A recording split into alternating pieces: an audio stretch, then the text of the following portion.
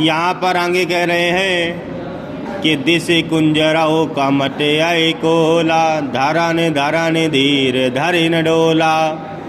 यहाँ पर लक्ष्मण जी कह रहे हैं, अरे दिस कुंजरों, जो दिशाओं में रहने वाले अभिष्ट कारक लोग हैं, जैसे अपने सर पे धारण करने वाले शेषनाग जी, कुंजर जी,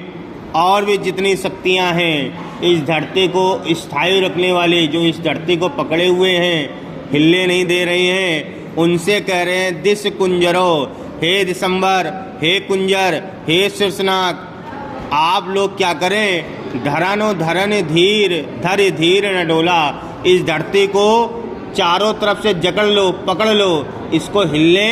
मत देना। दिस कुंजराओ का मटे आई कोला,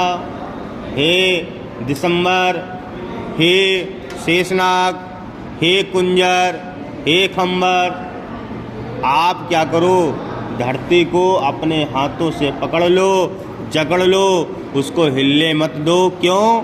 राम चै शंकर धनु तोरा, रामचंद्र जी अब शंकर के इस धनुष को तोड़ना चाहते हैं। हो सजग सुनु आयसु मोरा,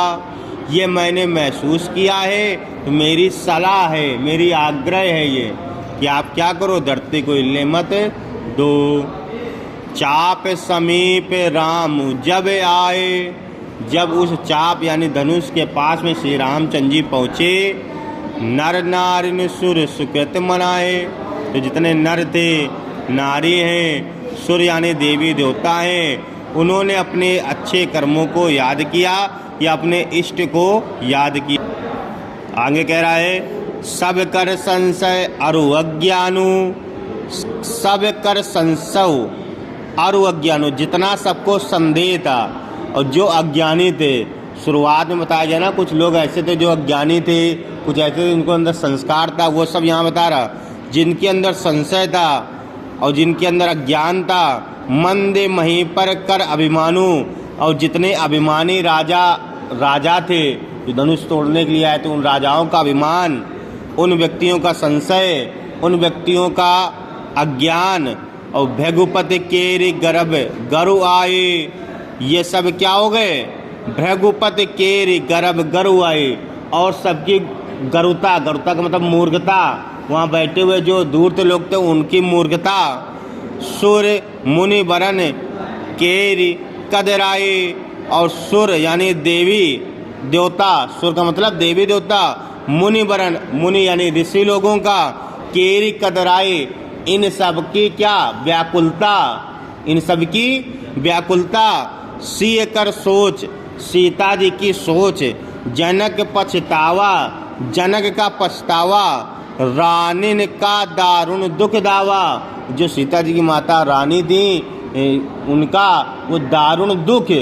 ये सब क्या हो गया, ये सब एकत्र हो गया। और एकत्र होकर के क्या करने लगा, शंभु चाप बड़े बोहिनी पाई, वह शिव जी के धनुष पर चढ़ना चाहते थे, सवार होना चाहते थे कि हम इसके ऊपर सवार हो जाएं, चढ़े जाएं सब संग बनाए। क्यों ऐसा चाहती क्यों थी, वो शिव पर चढ़ना इसलिए चाहती थी कि जो उसको धनुष है वो उनको नाव नजर आ रही थी। कैसी नाव, नीचे वाली लाइन से पता चलेगा, राम बाहुबल सिंधु अपारू, कि जो राम है ये सिंधु एक बहुत बड़े सागर हैं, इनका बाहुबल क्या है, बाहु भुजाएं जो हैं वो विशाल का सागर के बाती हैं, चाहते पार नहीं को कड़ाऊ। तो ये जब जो इसका जो सोच है, जो ऊपर बताया गया सोच, कि जो अज्ञानी राजा थे, जो